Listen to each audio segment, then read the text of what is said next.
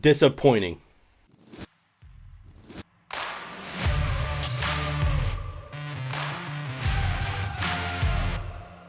Welcome back to Defending Football. Thank you guys so much for watching. Unfortunately, I'm coming at you with a sad video because the DC Defenders lost to the St. Louis Battlehawks in Week 5 at Audi Field, the first ever loss in Audi Field history for the Defenders. And of course, I was there at the one game where the Defenders lost. If you want to check out that video, please check it out on my channel, The Defending Football Show. It was a pretty long trip, so I would appreciate you watching the video. Alright, we have a lot to dive into in this video, but I'm going to start off with my player of the week. We're going to start off on a positive. Malik Fisher is my player of the week. He had 3 sacks against AJ McCarron, and he played out of his mind, so congrats to him.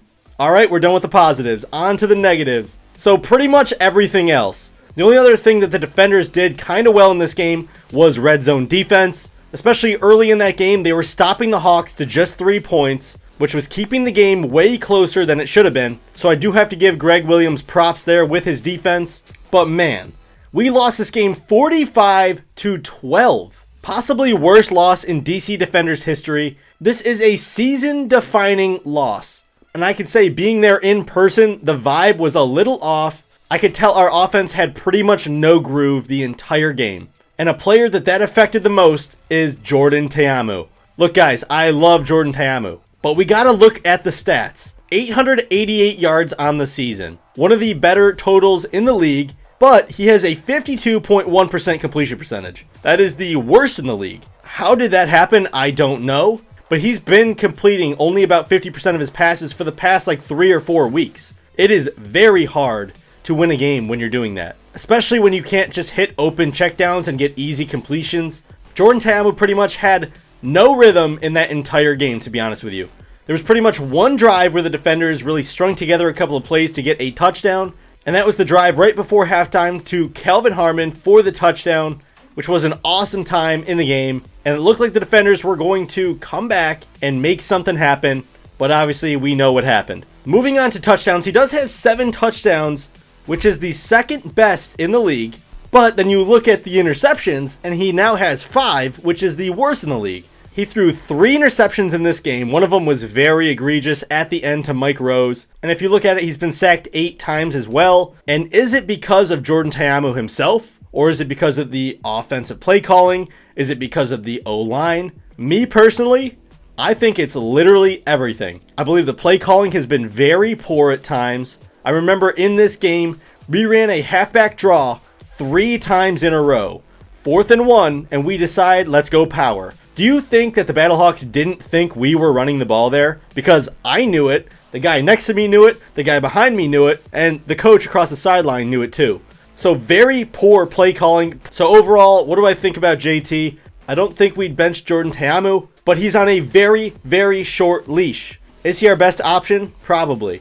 But if we lose the next game to San Antonio, you have a pretty good excuse to sit him down, take a game off, and let's see what we have in Jalen McClendon. I think it's completely fair to have that conversation with how the team has been looking the first 5 weeks of the season. I mean, you also got to look at the wins that we have objectively. I know I'm a Defenders homer, but if you look at the Roughnecks win, we barely squeaked that one out. And then the Renegades win, I believe they were up 10 points in the last minute of the game.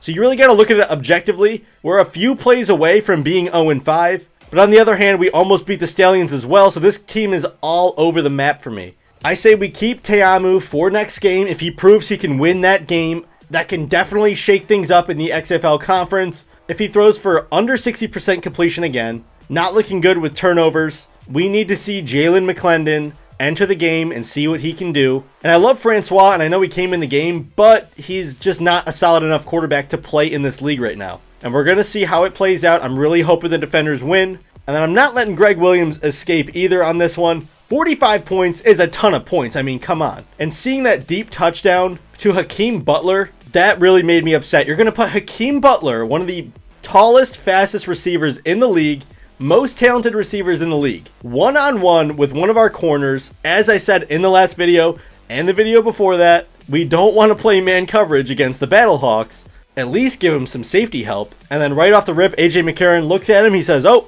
that's easy. Boom, touchdown. I mean, what do you expect? I mean, seriously?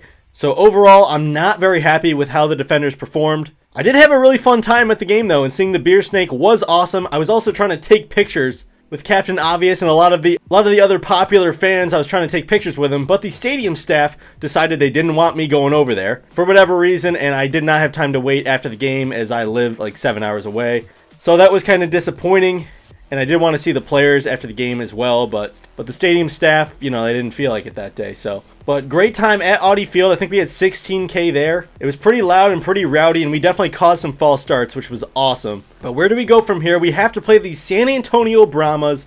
They have to come into Audi Field this time. Last time they did win on some fluky plays, but they did move the ball on us very well. And at this point, I don't know if I can really take the defenders here. They're going to have to prove me wrong, and I hope they do. But I'm going San Antonio to win that game. And if that is true, the DC defenders will be pretty much out of playoff contention. But it's not all bad. We still have a lot of football to be played. It's only mid-season. You don't know what could happen. And the defenders could win this game with Quentin Dormady at quarterback if we play solid, smart defense, and if our offense can give us more than a bag of peanuts. So sorry for the bummer video, but I can't lie to you guys. I'm not going to lie to you. I'm not sugarcoating it. I love the defenders. Don't get me wrong. I still love them. I'm not switching over to St. Louis or anything like that. But at the end of the day, we got to be real with each other, and the concerns are rearing their ugly heads. Let me know down below where I'm right, where I'm wrong, and where the defenders are going to end up this season. So I'm going to get out of here, and for the love of football, defend football, baby!